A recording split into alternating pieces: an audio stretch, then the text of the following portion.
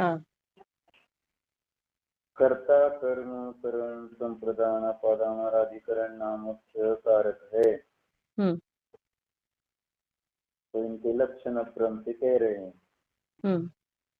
जो स्वतंत्रतया अर्थात स्वाधीनता से करता है वह कर्ता कारक है।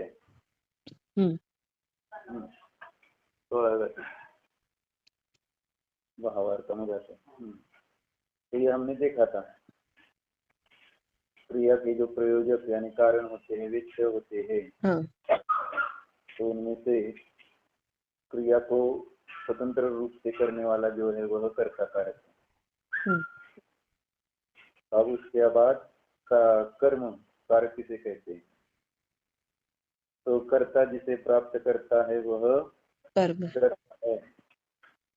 कर्ता जिसे प्राप्त करता है उसका नाम है कर्म कारक।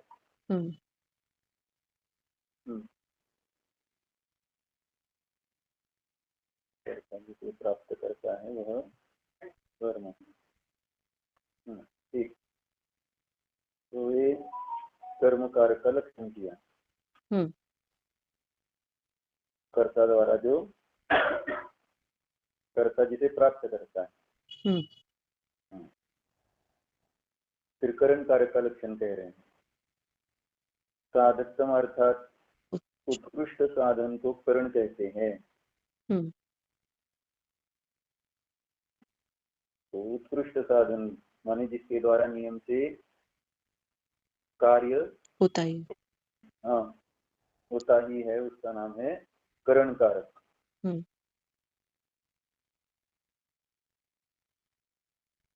अब अपादान कारक नहीं, संप्रदान कारक। कर्म दिया जाता है अथवा जिसके लिए किया जाता है वह संप्रदान कारक है। जिसे दिया जाए या जिसके लिए कार्य किया जाए उसका नाम है संप्रदान कारक। फिर जिसमें से किया जाता है वह ध्रुव वस्तु अपादान कारक है। जिसमें से वह कार्य किया जाता है वह ध्रुव वस्तु अपादान कारक कही गई। और जिसमें अर्थात जिसके आधार से कर्म किया जाता है वह अधिकरण कारक। यह 6 कारक व्यवहार और निश्चय के भेद से 2 प्रकार के हैं। जहां पर के निमित्त से कार्य की सिद्धि कहलाती है वह व्यवहार कारक है, और जहां अपनी ही उपादान कारण से कार्य की सिद्धि कही जाती है वह निश्चय कारक है। अब दृष्टांत दिए हैं निश्चय और व्यवहार कारक के। व्यवहार कारकों का दृष्टांत इस प्रकार है।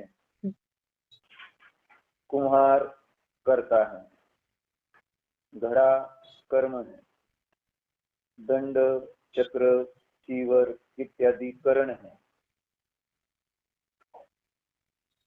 कुम्हार जल भरने वाले के लिए घड़ा बनाता है, इसलिए जल भरने वाला संप्रदान है। टोकरी में से मिट्टी लेकर घड़ा बनाता है, इसलिए टोकरी अपादान है। और पृथ्वी के आधार पर घड़ा बनाता है, इसलिए पृथ्वी अधिकरण है। तो यहाँ सभी कारक भिन्न भिन्न है।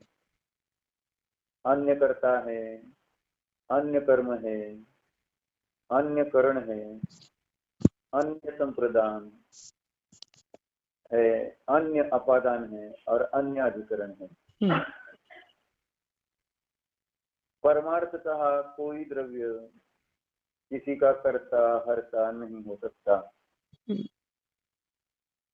इसलिए यह 6 व्यवहार कारक असत्य है। वे मात्र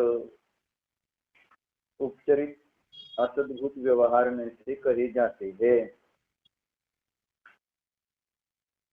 निश्चय से किसी द्रव्य का अन्य द्रव्य के साथ कारणता का संबंध है ही नहीं। इस प्रकार से व्यवहार षटकारक का स्वरूप बताया जो हमको परिचित है, हम सबको व्यवहार परिचित है। बस और थोड़ा परिचय बढ़ाना है, अर्थात जो व्यवहार से ये कारण कहे जा रहे हैं किसी कार्य के या क्रिया के,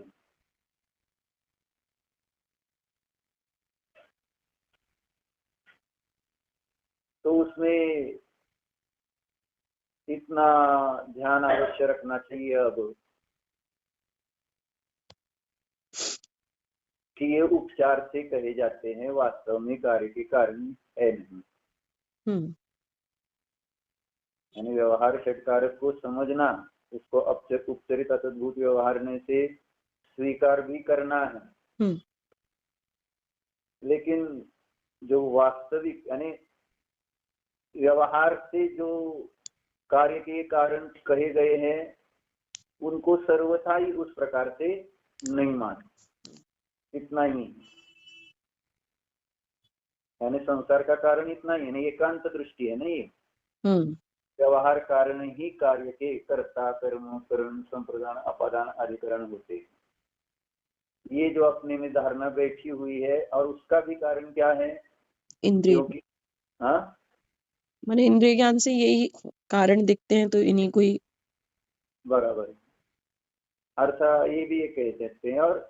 और इंद्रिय ज्ञान से उस प्रकार से प्रतीति तो हो रही है, और प्रतीति इंद्रिय ज्ञान से ज्ञानी को भी हो रही है, फिर ज्ञान इंद्रिय ज्ञान का दोष कहाँ है? दोष है अज्ञान का, यानी वस्तु स्वभाव को नहीं जान रहा,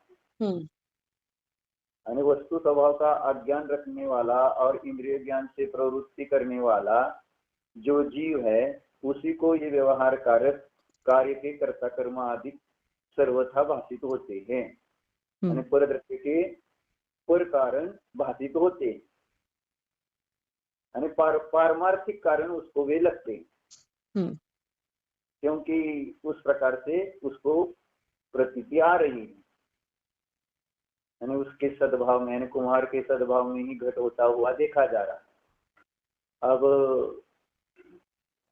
ये अवास्तविक कैसे स्वीकार करे, यानी अपारमार्थिक उसको कैसे माने? इसलिए तो समझना कठिन पड़ता है, ऐसा कहा जाता है। आगम भाषा वालों को समझदार की कोई भी बात हजम ही नहीं होती, पचती नहीं, या समझ में ही नहीं आती,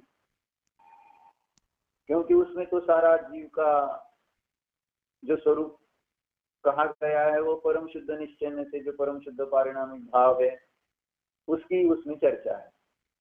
तो इस कारण से वह किसी भी परद्रव्य का परभावों का कर्ता कहा नहीं गया है, या होता नहीं है परम शुद्ध निश्चय से या अभेद वृत्ति से, जो परम शुद्ध पारिणामिक भाव स्वभावी निज चेतन वस्तु है, वह किसी भी यानी पर कार्य का तो करता छोड़ो, स्व यानी अपने में होने वाले स्व और स्वभाव कार्य और विभाव कार्य का भी वह करता नहीं, पर द्रव्य का तो है ही नहीं, लेकिन निज द्रव्य में होने वाले स्वभाव कार्य और विभाव कार्य दोनों भी कार्यों का वह कर्ता नहीं कहलाता है, निष्क्रिय पारिणामिक। ऐसे निष्क्रिय पारिणामिक भाव की वो चर्चा है। अब उसकी प्रतीति के बिना अगर उसको स्वीकार करो तो स्वैराचारी हो जाएंगे, या निश्चयवासी हो जाएंगे, या उसको न समझने से व्यवहाराभासी हो जाते हैं। यानी जो उस संबंधी वर्णन शास्त्र में आता है, परम शुद्ध पारिणामिक भाव का, निष्क्रिय आत्मा का जो समझदार में वर्णन आता है, तो ये सामान्य जीव जो इंद्रिय ज्ञान से प्रवर्तन करने वाले हैं और जो दिख रहा है उससे विरुद्ध वह सब कथन दिखता है, तो उसको वो स्वीकार नहीं होता है, और इस कारण से वो व्यवहार पक्ष को ही पुष्ट करता रहता है। ना ऐसा कैसे हो सकता है ना? बिना अग्नि के पानी गर्म हो ही कैसे सकता है? एक सिंपल वो उसका पंडा माने थिंकिंग है उसकी वैसे कि पानी अपने आप थोड़ी गर्म हो रहा है, जब अग्नि उसके संयोग में रहेगी तभी जाकर पानी, और ये हम देख रहे हैं, तो इस कारण से ये स्वीकार होता ही नहीं। और दूसरा, अगर स्वीकार हो जाए लेकिन प्रतीति ना करे तो बस कहने मात्र के लिए वो कह सकता है कि नहीं, पानी अपने कारण से गर्म होता है, वो अग्नि के कारण नहीं गर्म होता है। और ऐसा उस वस्तु यानी परम शुद्ध निश्चय में की जो वस्तु विषय वस्तु है उसकी स्वानुभूति से निर्णय नहीं करता है, तो फिर वो निश्चयवासी बन जाता है। हाँ, वो पानी उसकी योग्यता है, इसलिए कोई निमित्त कुछ करता धरता हरता नहीं। और मैं भी किसी का कोई पाप करने वाला नहीं है, मैं खाने पीने वाला नहीं, मैं दूसरों को मारने वाला जिलाने वाला नहीं, मैं दूसरे को सुखी दुखी करने वाला नहीं, और फिर जैसा चाहे वैसा रह सकता है। निश्चयभास में होता है, ऐसा ही है ना, क्योंकि जीव तो शुद्ध है। तो इस प्रकार से प्रतीति के बिना, जैसे वो बनारसीदास जी की इसलिए चर्चा हम देखते हैं, समय सारी बने पहले, ऐसा ही है ना। हाँ। तो प्रतीति के बिना केवल तत्व यानी समय सार समझे तो फिर एकांत हो जाता है, ऐसा है। इसलिए क्रमिक अध्ययन आवश्यक है। आगम भाषा अच्छी तरह से समझो, आगम भाषा से वस्तु की व्यवस्था किस प्रकार है, कैसी है, वो पहले समझो, और फिर उसमें से प्रयोजनभूत अपने लिए जो है तो उसको अध्यात्म भाषा से समझो। इस प्रकार से आगम भाषा और अध्यात्म भाषा का सुमेल बिठाते हुए फिर आगे अपना प्रयोग करेंगे तो सम्यक दर्शन की उत्पत्ति होगी। कदाचित आगम भाषा अध्यात्म भाषा भी समझे और प्रयोग ना करे, माने ध्यान ना करे, तो भी सम्यक की उत्पत्ति हो नहीं सकती।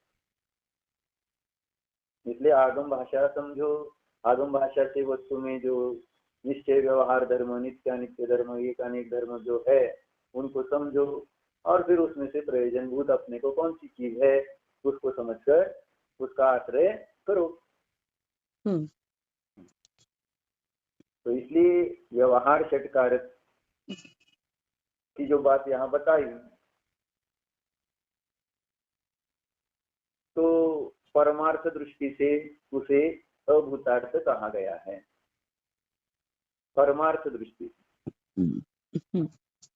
और ये जो व्यवहार षटकारक की अपेक्षा से विचार करो तो निश्चय को परमार्थ कहेंगे। यानी पानी अग्नि से गर्म होता है, इस प्रकार से व्यवहार की मुख्यता से हम जब विचार कर रहे हैं तब पानी अपने कारण से गर्म होता है, यह अभूतार्थ है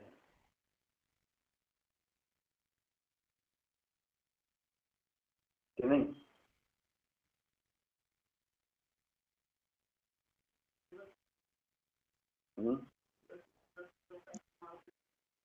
विवक्षा विवक्षा वही जो प्रवचन सार आपलं समझ सारखी 11वी गाथा के ठिकाणी वही यानी व्यवहार अभूतार्थ निश्चय भूतार्थ भले कहा, लेकिन जैसे ना तरह ने उसका मेल बिठाया ना।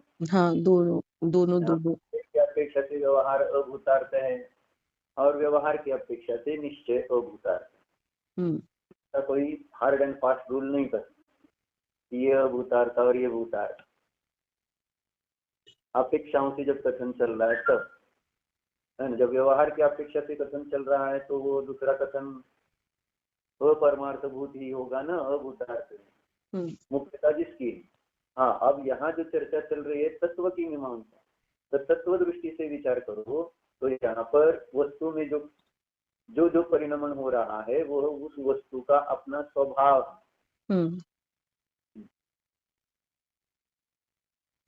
तो उस अपेक्षा से विचार करने पर फिर ये व्यवहार को जो है वह अपरमार्थ दृष्टि में डालें। इसलिए परमार्थ का कोई द्रव्य किसी का कर्ता नहीं हो सकता, इसलिए यह व्यवहार कारक असत्य है, वे मात्र उपचरित असद्भूत व्यवहार में से कहे जाते हैं। अब किसका व्यवहार षटकार निश्चय कुठलं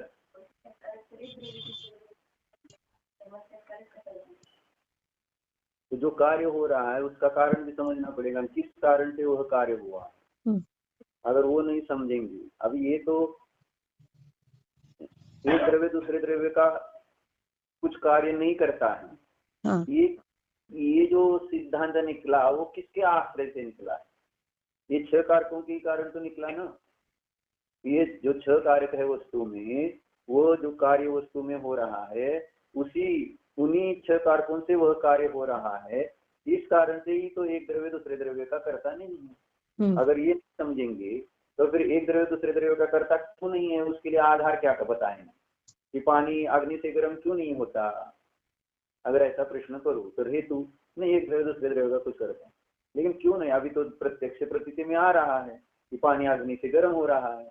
अब उसका हेतु ना दो तो वह जो कथन है एक द्रव्य दूसरे द्रव्य का कर्ता नहीं है वह असत्य कहलाएगा, प्रमाणाभास हो जाएगा, असत्यार्थ हो जाएगा। उसके लिए हेतु चाहिए, युक्ति और शास्त्र से अविरोधी वचन होने चाहिए।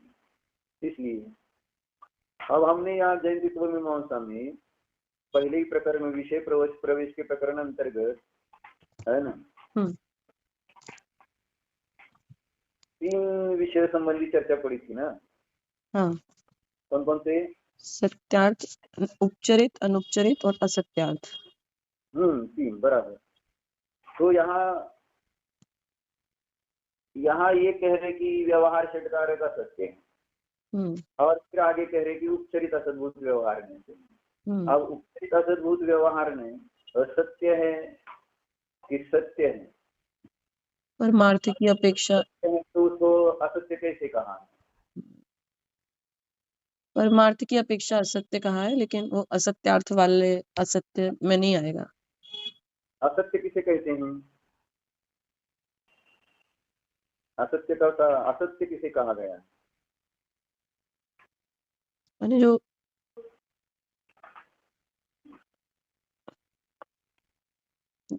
विपरीत ही मानना। हमने पहले विषय प्रवेश के प्रकरण में असत्य का उदाहरण दिया ना, उन्होंने असत्य किसे कहते हैं। इसमें दिया असत्य का उदाहरण रस्सी को सांप मानना। ये असत्य का उदाहरण है, रस्सी को सर्प मानना यह असत्य है। लेकिन अग्नि द्वारा पानी गर्म किया गया, यह असत्य कहलाएगा क्या?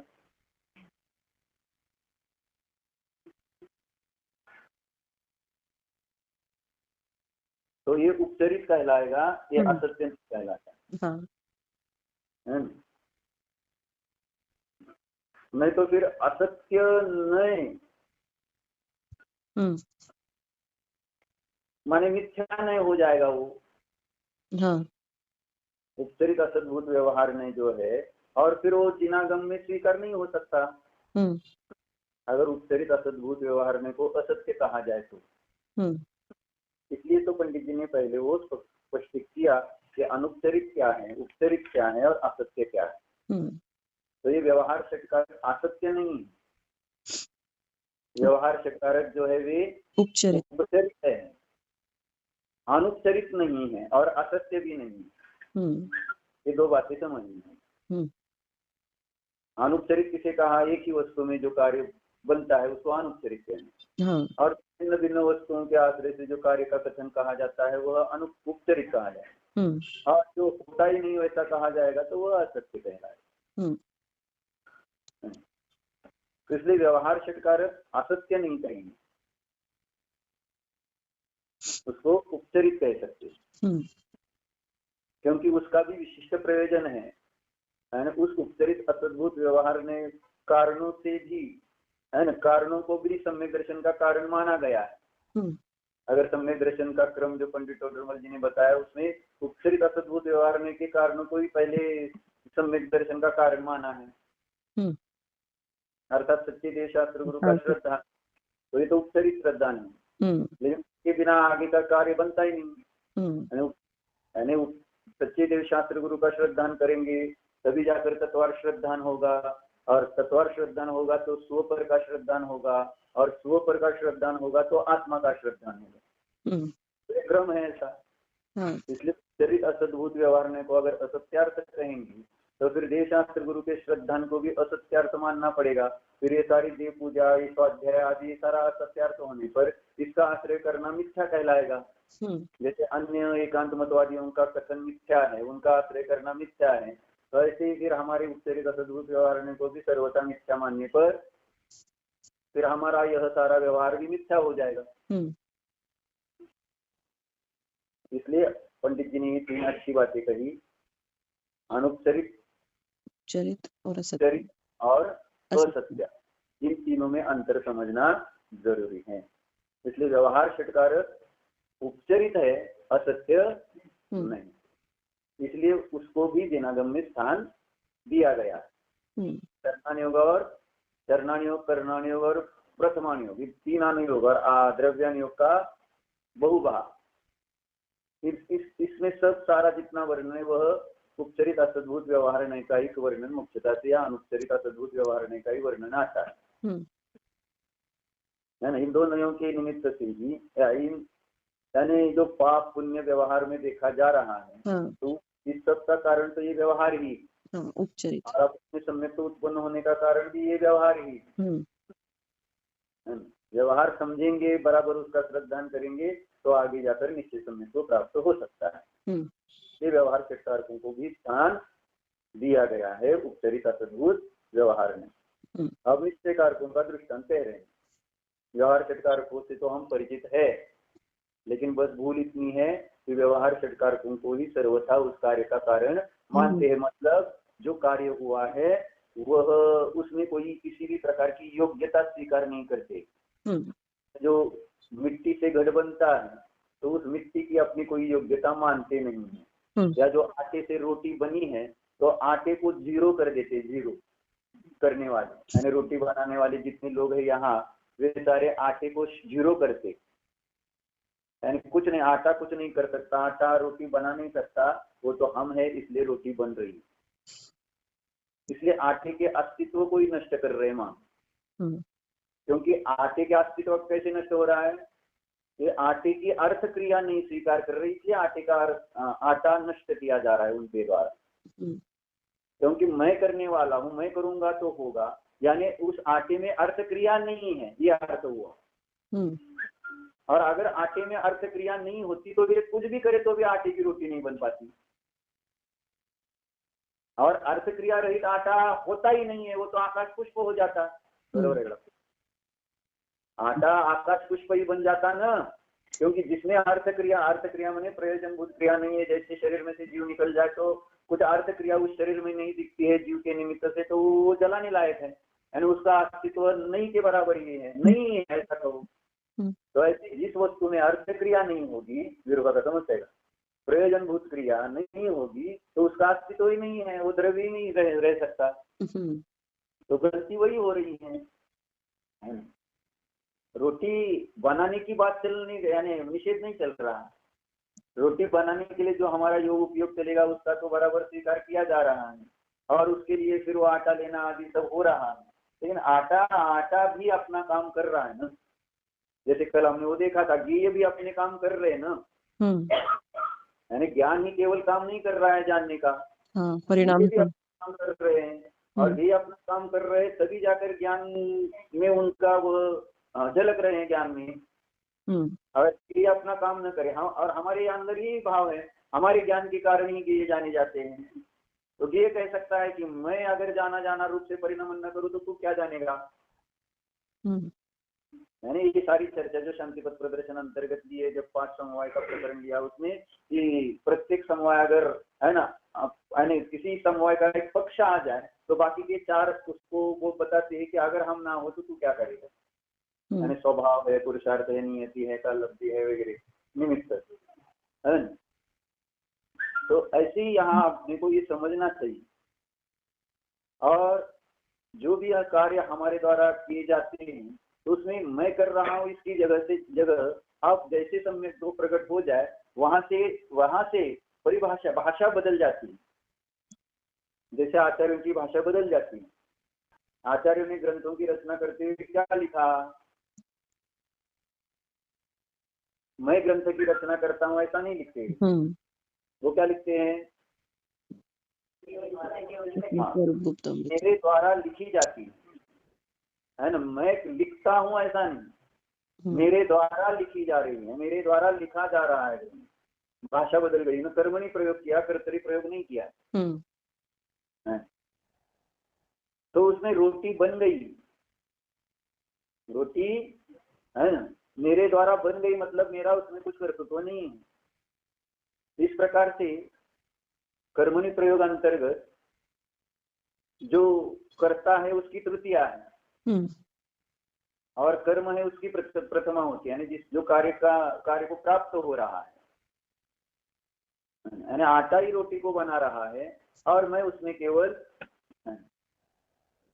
हो रहा है। इसलिए वो हम उदाहरण हमने देखा कि मैंने लात मारी और मेरे द्वारा गलती से लग गई, है ना, पैर गलती से मेरे द्वारा गलती से पैर लग गया, वहां हम बराबर कर्मणि प्रयोग कर रहे हैं।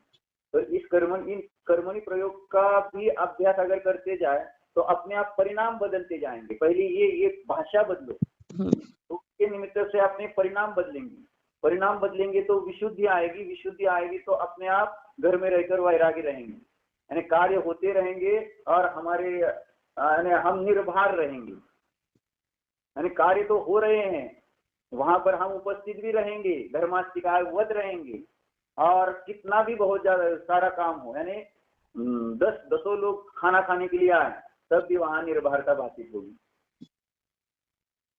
लेकिन आज यहाँ आधा आदमी आ जाता है तो भी टेंशन, आधा बोल रहा हूँ, पूरा तो कोई आता ही नहीं, लेकिन आधा आदमी भी सहन नहीं होता, कारण कर्तरी प्रयोग है ना। भाषा में ऐसा कर्तरी प्रयोग उतर गया है, यानी वो भाषा में उतरा किसके, तो काय की क्रिया के निमित्त से भाषा में उतर गया है। अब काय की क्रिया भी बदलनी हो तो भाषा बदलो पहले, और भाषा बदलने के लिए अंदर में मन बदलो। मन बदल गया यानी विचार परिणाम बदले तो भाषा बदल जाएगी, भाषा बदल गई तो क्रिया भी बदल जाएगी। या क्रिया बदलो भाषा बदल जाएगी, भाषा बदलो मन बदल जाएगा, मन बदलो तो फिर वस्तु है ना ऑटोमेटिक कार्य की सिद्धि बराबर हो जाएगी। दोनों तरफ से, ऐसा कोई एकांत नहीं कह रहा कि पहले मन ही बदलना चाहिए फिर वचन बदलेगा फिर काया। तो हमारे लिए तो वास्तव में उल्टा है, काया बदलो यानी काय से व्यापार पहले बदलो। क्योंकि उसका तो हमारा उससे तो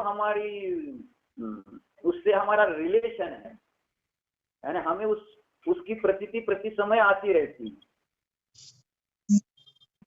इसलिए इस प्रकार के चिंतन करना होगा, यानी हर एक कार्य, कोई भी कार्य होते हुए हमारे द्वारा हुआ है ऐसी भाषा होनी चाहिए।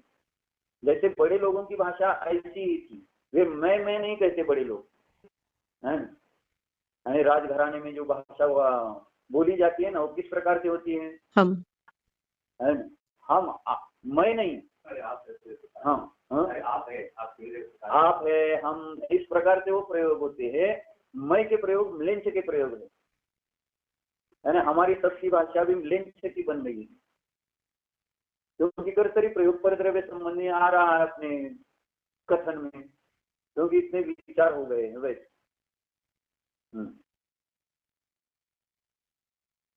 तो क्या कह रहा था कि जब रोटी बन रही है तो आटे को भूल मत जाना, आटे की अर्थ क्रिया को भूल मत जाना। जब चल रहे हैं, बोल रहे हैं, खा रहे हैं कि तो जो जिसमें कार्य बन रहा है उन सब की अर्थ क्रिया अपने ज्ञान में होनी चाहिए। और जब उसकी अर्थ क्रिया अपने ज्ञान में है तो मैं उसका कर्तापन ले नहीं सकूंगा, क्योंकि वो अपना काम कर रहा है, तो मुझे कर्तृत्व, मैं कैसे कर्तृत्व ले सकता हूँ? यानी कर्तृत्व लेने के लिए मेरे पास कोई कारण तो होना चाहिए। जब मुझे ये समझ में आया कि परद्रव्य में जो कार्य हो रहा है ना, वह अपनी अर्थ क्रिया के कारण हो रहा है, अब मैं कैसे उस बात का कर्तृत्व लूं?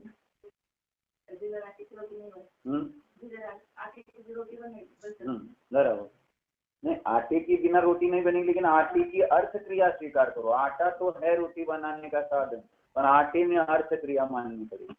आटे की अर्थ क्रिया यानी जिसमें कार्य हो रहा है उसकी अर्थ, वो कुमार है वो मिट्टी की अर्थ क्रिया नहीं मान रहा है, वो वस्त्र बुनने वाला है वो कपास की अर्थ क्रिया नहीं स्वीकार कर रहा है, जो लकड़ी का है ना, वो जो कारपेंटर सुतार है वो जो कार्य करता है लकड़ी से, तो लकड़ी की अर्थ क्रिया नहीं स्वीकार करता। गुरु जो है शिष्यों को पढ़ा रहा है तो वो शिष्यों के अर्थ क्रिया को नहीं स्वीकार करता। जो माँ पिताजी है वो अपने बेटों की अर्थ क्रिया नहीं स्वीकार करते। पति जो है वो अपनी पत्नी की अर्थ क्रिया स्वीकार नहीं कर रहा, पत्नी अपने पति की अर्थ क्रिया स्वीकार नहीं करता, गाड़ी चलाने वाला ड्राइवर गाड़ी की अर्थ क्रिया स्वीकार नहीं करता, खेती करने वाला किसान उस खेत में जो बनने वाले जितने भी जो भी है ना, क्या बोलते हैं, अनाज जो है उसकी अर्थ क्रिया स्वीकार नहीं कर रहा। प्रॉब्लम ये है बाबू का, अर्थ क्रिया जब सबकी है, लेकिन इसकी मान्यता में किसी की भी, यानी जब भी यह कोई कार्य करने के लिए चलता है तो बस ऐसे चलता है मानो सीना चौड़ा और बाजार सकड़ा, ऐसा कुछ कहते हैं ना। हाँ, मैं चौड़ा और बाजार सकड़ा। हाँ, मैं चौड़ा। तो ऐसी प्रवृत्ति संसारी जीवों की। दुकान में बैठने वाली महिलाएं हैं, क्या समझती है? कष्ट। हम कष्ट करके वो काम कर रहे हैं, वो अर्थ क्रिया दुकान में जितना भी ग्राहक आना जाना माल लेना देना, ये सब की अपनी अपनी अर्थ क्रिया। इसको विचार में रखने की जरूरत है। आप आत्मा को कम रखो याद तो चलेगा, लेकिन जब व्यवहार में प्रवृत्ति कर रहे हैं तो उसको विचार में लो, जो मैं कार्य करने जा रहा हूँ उसकी उसमें अर्थ क्रिया है। ध्यान में बैठो तो आत्मा को ले लो, उसमें कोई प्रॉब्लम नहीं है, लेकिन सविकल्प ज्ञान में जब कोई काम कर रहे हैं तो बुद्धिपूर्वक विचार करो, जो कार्य जिसमें की हो रहा है वह अपनी अर्थ क्रिया से हो रहा है, मैं तो केवल न्याता, या मैं तो उसका करण साधन, यानी आप करण साधन कहने माने क्या बोलेंगे उसका, मैं उसका करता नहीं, हो रहे हैं वो मेरे द्वारा, वो हो रहा है, मैं कर नहीं रहा।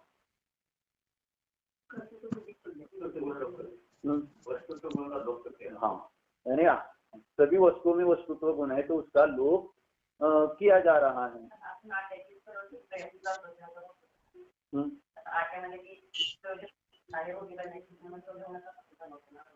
हाँ, इनका प्रश्न है यहाँ कि आटे में ही रोटी बनने की प्रयोजनभूत क्रिया है, इसीलिए तो हम आटा ले रहे हैं रोटी बनाने के लिए, हम मिट्टी नहीं ले रहे रोटी बनाने के लिए। तो फिर हमने ये कहा माना है कि उस आटे में रोटी बनने की अर्थ क्रिया नहीं है? बात सही है क्या प्रणीता जी? हाँ, सही है ना। सही है। ठीक है, बनाते रहो रोटियां। नहीं, अभी क्या रोटियां बनाते रहने पड़ेगी ना, जान दिया है आपने उसकी प्रयोजनभूत क्रिया, फिर भी रोटी बनाएंगे क्या? तो वो बनेगी ना, वो आटे की रोटी बनेगी, तुमको क्यों बनानी है? उस आटे की रोटी अगर बनने वाली है तो उसमें मेरा क्या काम है? आप सिद्ध बनना है तो मेरा काम नहीं है, वो होने वाली है। उस आटे की जिस प्रकार की योग्यता है उस रूप से वह कार्य बनने वाला है। रोटी बने, जो भी बने, जैसा बने, उसकी योग्यता परिणाम स्वीकार किया है ना आपने, तो फिर आपके लिए रोटी बनाना मना है। आप बैठो ना, आप अपना काम करो ना, बनेगी ना? नहीं बनेगी, आप नहीं जाएंगे तो बनेगी कि रोटी? नहीं बनेगी। क्या विश्वास नहीं है? विश्वास नहीं है कि आटे की जिस तो क्रम नियमितता स्वीकारनी है, जिस वस्तु की जिस काल में जिस प्रकार से है ना कार्य जिसमें होने की योग्यता है, वैसा उस काल में उस प्रकार से उस वस्तु में कार्य होगा ही होगा। नियम रहा ना। नहीं तो इसीलिए तो महाराज जी वीरसागर महाराज जी सोलापुर में थे तो ऐसी घटना हुई ना। वो यही पढ़ाया था कि कोई किसी का करता धरता नहीं है, कुछ नहीं है। अब वो जो महिला थी घर में, वो बोली देखती हूँ वैसे मैं नहीं बनाती तो रोटी बनती है। और फिर वो भोजन बनाने के टाइम पर बैठ गई वो हॉल में जाकर टीवी देखते हुए, है ना। तो हुआ क्या कि उसकी एक सहेली आई, है ना, और उसने देखा कि यार रसोई घर में तो सारा आटा बुना हुआ पड़ा है और ये यहाँ बैठी है, क्या प्रॉब्लम, कुछ तो उसको प्रॉब्लम होगा। वो अंदर गई और फटाफट रोटियां बना डाली।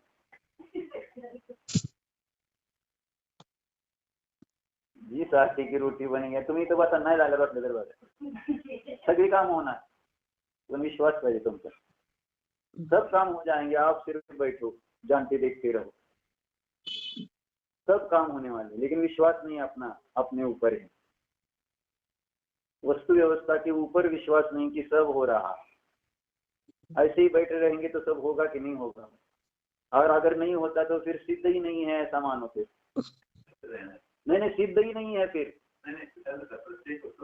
नहीं मैं क्या कह रहा हूँ कि अगर क्या बोल रहा था मैं अभी, सिद्ध ही बन नहीं, वर्तमान में सिद्ध कोई है ही नहीं। अगर सब काम अपनी अपनी योग्यता से हो रहे ऐसा ना मानो, क्योंकि सिद्ध सिद्ध सिद्ध है ना, सिद्ध मुक्त अवस्था में अनेक जीव सिद्ध अवस्था में है, और विश्व में सब अपने अपने कार्य हो रहे कि नहीं, सभी वस्तुओं का परिणमन हो रहे हैं। तो इसका अर्थ यही हुआ कि अगर सिद्ध बनकर रह सकते हैं, तो सिद्ध बनने पर वस्तु विश्व में सभी कार्य होते रहेंगे, तो मैं भी सिद्धो जैसा बन जाऊंगा, तो विश्व में सभी काम अपने अपने योग्यता से होते रहेंगे। लेकिन मुझे सिद्ध बनना नहीं है ना, ये प्रॉब्लम है। वर्तमान में मेरा प्रॉब्लम क्या है, मुझे जानने देखने वाला रहना नहीं, ये अपनी कमजोरी, ये अपनी मजबूरी है ना। देखते ना क्या करते हैं उसके, ऐसा सिर्फ बैठो स्वच्छंद नहीं, यानी सिर्फ आप रोटी नहीं बनाएंगे और दूसरा काम करते रहेंगे तो स्वच्छंद होंगे। बैठे रहेंगे मतलब आप ज्ञाता दृष्टा माता जी बनेंगे आप, है ना। ऐसा सारा तरीके से हो सकते हैं, यानी जब बैठे रहेंगे का इसका मतलब ज्ञाता दृष्टा, यानी कोई भी काम नहीं करना है सर। नहीं तो सिर्फ रोटी बनाने के समय बोलेंगे नहीं नहीं मैं करने वाला नहीं, रोटी बन जाए और खाते समय बोलेंगे मैं खाता हूँ, मैं जानना, तो हाँ खाने वाला नहीं मैं जानने वाला, ऐसा नहीं। तो खाना भी नहीं, बैठना फिर तब आपको विनय से बुला कर लिया लेकर जाएंगे, आइए पधारिए, अत्र अत्र तिष्ठ नवरवस्ती से आहार शुद्धि, मन शुद्धि, वचन शुद्धि, काय शुद्धि बताएंगे। नहीं तो वहां रोटी बनाने के लिए दूसरे को भेजेंगे, मैं बनाने वाली नहीं, और जब बनकर तैयार हुई, हाँ हो गया का आप खाना खाती हूँ मैं, तो ऐसा चलेगा नहीं ना। बैठे रहो बैठे रहो, यानी आपको लोग आकर कहे कि चलिए शुद्धि के लिए जल लेकर आए हैं माता जी, उठिए, तब उठना, तब तक नहीं उठना है। समझ में आ रहा है ना प्रणिता जी? नहीं बात तो ऐसी है ना, यानी हम इस प्रकार से समझते नहीं, यही तो प्रॉब्लम आती है। यानी जहाँ कहीं हम अपने हिसाब से सारा तत्व लगाते रहते हैं, जहाँ अपने को जैसा अनुकूल लगे वैसा हम वैसा तत्व वहां लगाएंगे, जहाँ हमको निश्चय अच्छा लगा वहां निश्चय लगाया, जहाँ हमको व्यवहार प्रयोजन बोध बातचीत वहाँ हमने व्यवहार लगा दिया। तो इसलिए सामने वाला अज्ञानी जीव संशय में पड़ जाता है, ये क्या चल रहा है, कभी ये निश्चय से ऐसा करता है और व्यवहार से ऐसा कर रहा है, और हमारे ज्ञान में भी वो अगर सही नहीं है तो इसलिए सारा विषय अच्छी तरह से समझना कि व्यवहार षटकारक की जो बात कही गई है उसको उपचरित असद्भुत व्यवहार में से स्वीकार किया गया है। अब निश्चय कारकों का दृष्टांत बता रहे हैं कि मिट्टी स्वतंत्रतया घट रूप कार्य को प्राप्त होती है ना, इसलिए मिट्टी करता है और घड़ा कर्म है, ठीक है। तो मिट्टी स्वतंत्रता से घट रूप कार्य को प्राप्त होती है, तो इसमें दोनों कारण दो कार्य बताया है ना। मिट्टी स्वतंत्रतया घट रूप कार्य को प्राप्त होती है, तो कर्ता कार्य का लक्षण क्या है, स्वतंत्र रूप से करता है। हाँ जो स्वतंत्र रूप से करता है वह कर्ता कार्य है, और कर्म कारक का लक्षण क्या है? कर्ता जिसे प्राप्त करता है।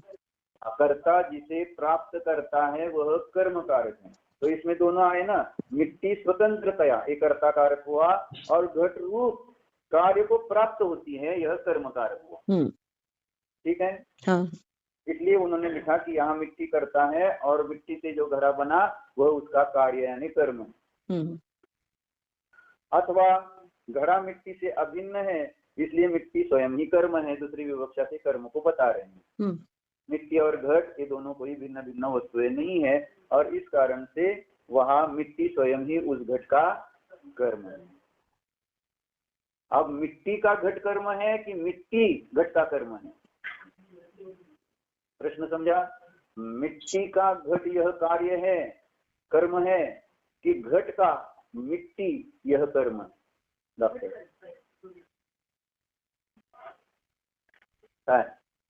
समझना है? प्रश्न समझ में आया ना प्रणिता जी? हाँ भैया। कौन किसका कर्म है? मिट्टी घट का है कि घट मिट्टी का? घट मिट्टी का।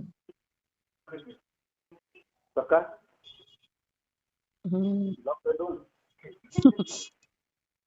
नहीं, अभी हमने दूसरा पढ़ा तो उसका अर्थ क्या है? अभी दूसरा अथवा है ना, क्या लिखा है? घड़ा मिट्टी से अभिन्न है। हाँ, इसलिए मिट्टी स्वयं ही कर्म है। मतलब माने घड़ा मिट्टी का कर्म नहीं है, मिट्टी स्वयं ही कर्म है और माने घट और मिट्टी अभिन्न है। हाँ, तो मतलब मिट्टी कर्म हो गया ना। हाँ। इसलिए प्रश्न किया था कि मिट्टी का घड़ा कर्म है, तो आपने तुरंत बोले कि मिट्टी, लेकिन मिट्टी और घड़ा दो भिन्न है ही नहीं। तब मिट्टी स्वयं कर्म है, तो उल्टा पूछा तो आपको लगा कि ऐसा नहीं है कि घड़ा मिट्टी का कर्म, यानी घड़े का कर्म मिट्टी कैसे हो सकता है, यानी घड़े का कार्य मिट्टी कैसे हो सकता है? लेकिन घड़े का कार्य मिट्टी हो नहीं सकता क्या? हाँ, अभिन्न है, हो सकता है। हाँ, तो अभिन्न पने के कारण घड़े का कर्म मिट्टी ही है। समझ में आया? तो इसमें भी भेद किया, इसलिए हमको लगा कि घड़ा और मिट्टी ये थोड़ी व्यवहार चक्कर की चर्चा चल रही है। यानी कुम्हार और घड़ा ये जैसे दो भिन्न है, ऐसे मिट्टी और घड़ा थोड़ी दोनों भिन्न भिन्न चीजें हैं। इसलिए घड़े को मिट्टी का कर्म कहो या मिट्टी को घड़े का कर्म कहो, दोनों एक ही है ना। घड़ा कहो या मिट्टी कहो, दोनों ही कर्म रूप से आप देखे जा रहे हैं निश्चय काल में। ऐसा नहीं कि मिट्टी अलग हो और घड़ा अलग हो और एक को कर्म और एक को करता, ऐसा कहा जा रहा हो। वह मिट्टी ही करता और मिट्टी ही कर्म, अलग से कोई कर्म नहीं है। हाँ। क्योंकि वो उससे अभिन्न है। ठीक है। हाँ। तो चलो, मिट्टी स्वतंत्रतया घट रूप कार्य को प्राप्त होती है, इसलिए मिट्टी करता है और घड़ा कर्म है। अथवा घड़ा मिट्टी से अभिन्न है, इसलिए मिट्टी स्वयं ही कर्म है। दोनों लाऊं, घड़े को भी कर्म कहा है और मिट्टी को भी कर्म कहा है, लेकिन दोनों भिन्न नहीं है। घड़ा ही मिट्टी है और मिट्टी ही घड़ा है। अब तीसरा, अपने परिणमन स्वभाव से मिट्टी ने घड़ा बनाया, इसलिए मिट्टी स्वयं ही करण है। मिट्टी को करण कहने का हेतु क्या दिया कि उसमें परिणमन है, मिट्टी में परिणमन स्वभाव। तो परिणमन स्वभाव के द्वारा उस मिट्टी ने घड़ा बनाया, इसलिए मिट्टी ही उस घड़े का करण माने साधकतम साधन है, यानी करण साधन है। अब मिट्टी ने घड़ा रूप कर्म अपने को ही दिया, इसलिए मिट्टी स्वयं संप्रदान है। तो मिट्टी ने क्या किया है? घड़ा रूप कर्म किसको दिया? स्वयं को, है ना। वो घड़ा किसी दूसरे को नहीं दिया। मिट्टी ने घड़ा जो बना मिट्टी का, तो वह कार्य जो है वो किसके लिए किया? घड़े मिट्टी ने स्वयं के लिए ही वह घड़ा बनाया है, किसी के लिए नहीं। रोटी किसके लिए बनाई? आटे ने रोटी किसके लिए बनाई? आटे ने स्वयं अपने लिए ही रोटी बनाई है, खाने वाले के लिए नहीं। निश्चय षटकारक चल रहे है ना। फिर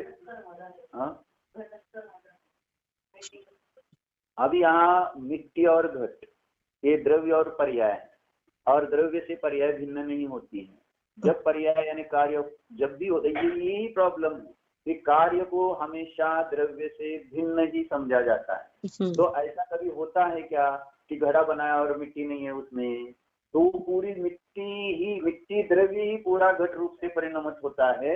इसलिए कार्य द्रव्य कहते हैं, मात्र पर्याय नहीं, कार्य नहीं कहते। कार्य के साथ वह द्रव्य अभिन्न होता है। जैसे सुवर्ण के अलंकारों से सुवर्ण जो द्रव्य है वो अभेद होता है, सुवर्ण और सुवर्ण के अलंकार भिन्न नहीं, ऐसे मिट्टी और घट भिन्न भिन्न थोड़ी है, मिट्टी ही पूरी उस घट रूप से परिणत हुई है। इस कारण से यहाँ पर अभेद नहीं थे जब देखते हैं कार्य को, और होता ऐसा ही है। ऐसा कभी स्वतंत्र मिट्टी अलग रहकर सिर्फ वहां घट बन जाता हो, ऐसी नहीं। वो तो पर्यार्थिक नए द्रव्यार्थिक नए दो नयों की अपेक्षा से देखते हुए कभी द्रव्य की मुख्यता से ध्रुव रूप से रहने वाली मिट्टी को देखे तो फिर वो मिट्टी घट रूप या कपाल आदि रूप नहीं है ऐसा कहेंगे। लेकिन जो घट बना है वो उसी मिट्टी का ही कार्य है, वो मिट्टी से अलग नहीं है घट। पर्यार्थिक नए से देखो तो अभेद उपचार से देखना चाहिए, लेकिन हम उसको भेद वृत्ति रूप से देखते हैं और द्रव्य को अभेद वृत्ति से देखते हैं। और अभेद वृत्ति और भेद वृत्ति रूप द्रव्य और पर्याय देखेंगे तो वैशेषिक मत आ जाता है, यानी द्रव्य और पर्याय सर्वथा भिन्न भिन्न प्रदेश भिन्नता के समान। तो कब जब भी पर्याय होगी वह द्रव्य की ही होगी।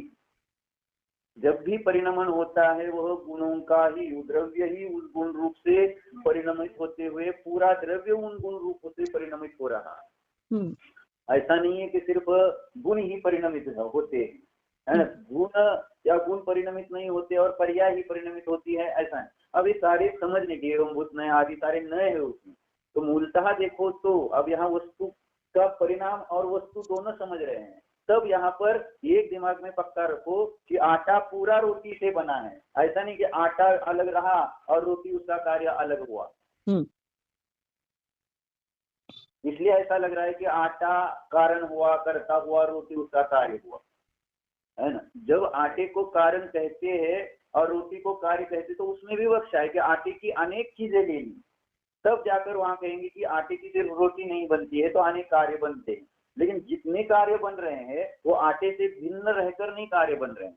जो जो कार्य बना है वो भी उससे वह आटा अभिन्न रहता है। इसलिए हमको वो दो दृष्टियां देकर दिखाया जाता है, इधर द्रव्य इधर पर्याय, तो अपने दिमाग में वो सेट हो गया है द्रव्य अलग जगह है और पर्याय अलग जगह है। तो पर्याय जब देख रहे हैं तो वहां पूरा द्रव्य भी उस रूप से परिणमित देखने की अभी एक विचारधारा नहीं बन रही है, और खास करके आध्यात्म वर्ग के लिए।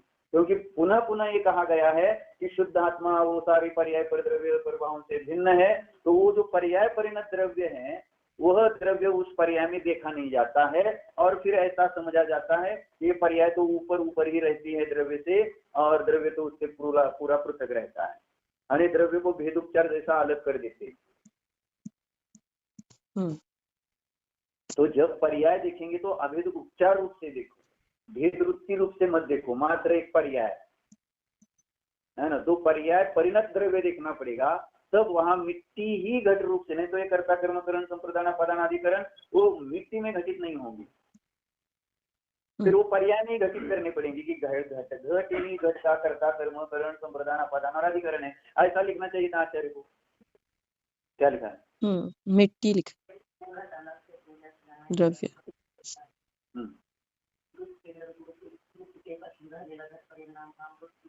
माती ले लेते हैं पूरा, माती है। क्या कहा? हेलो, हाँ भैया। हाँ क्या कह रहे थे? नहीं, आपने कहा ना पर्याय ही लेना चाहिए था, लेकिन यहाँ तो द्रव्य की बात चल रही है। अरे द्रव्य की बात नहीं चल रही है, माने या पर्याय की बात चल रही है, क्योंकि अर्थ क्रिया द्रव्य में अभी यहाँ पर्याय पर द्रव्य परिणत द्रव्य देख रहे हैं ना। हाँ वो बात कह रहे हैं, यानी यहाँ द्रव्य की बात नहीं चल रही है, अकेले द्रव्य की। पर्याय परिणत द्रव्य की बात। मिट्टी द्रव्य उस घट पर्याय से परिणत होकर जो कार्य बन रहा है उसमें पूरी मिट्टी लेकर, अन्यथा मिट्टी में षटकारक नहीं घटा पाएंगे, है ना। अभेद नहीं से वह मिट्टी ही उस घट रूप से परिणत है, नहीं तो फिर वो घट मिट्टी एक उसका कर्म नहीं बनेगा। कर्म कारक नहीं घटित होगा मिट्टी में, क्योंकि मिट्टी करता रहेगी वो अलग रहेगी और घट उसका कार्य वो अलग रहेगा।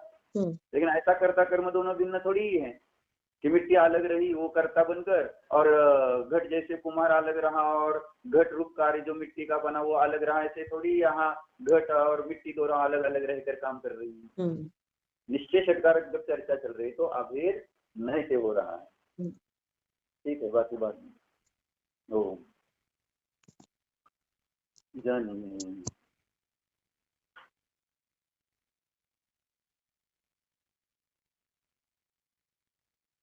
इसमें आत्मा में भी अर्थ क्रिया है। मैं एक पदार्थ हूँ, सत पदार्थ हूँ।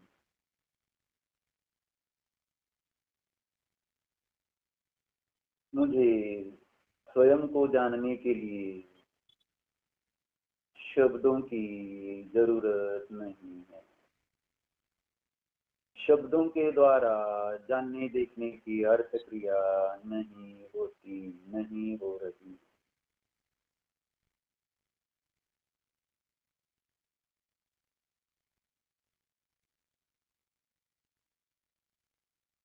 शब्दों के आलम्बन बिना भी जानने देखने की अर्थ क्रिया चलती है, जानो।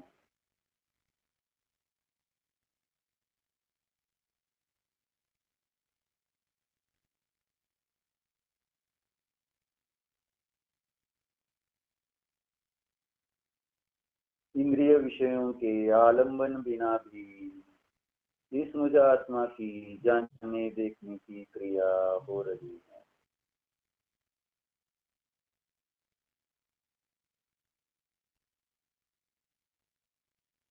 इंद्रियों के आलम्बन बिना भी जानने देखने की अर्थ क्रिया इस मुझ आत्मा में से हो रही है।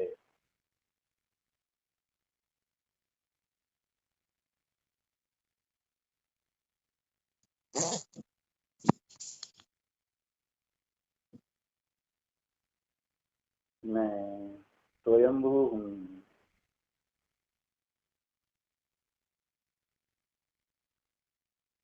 मेरे जानने देखने की अर्थ क्रिया किसी पर के आलम्बन से नहीं है। मैं स्वतंत्र हूँ, स्वाधीन हूँ, स्वयंभू हूँ।